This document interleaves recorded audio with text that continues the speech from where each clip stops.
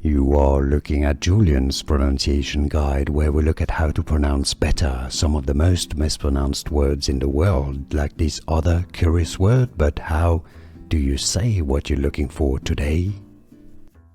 Let's learn once and for all how to pronounce these names. If you want to learn more confusing Czech pronunciations, make sure to stay tuned. This is the name of a river in the Czech Republic.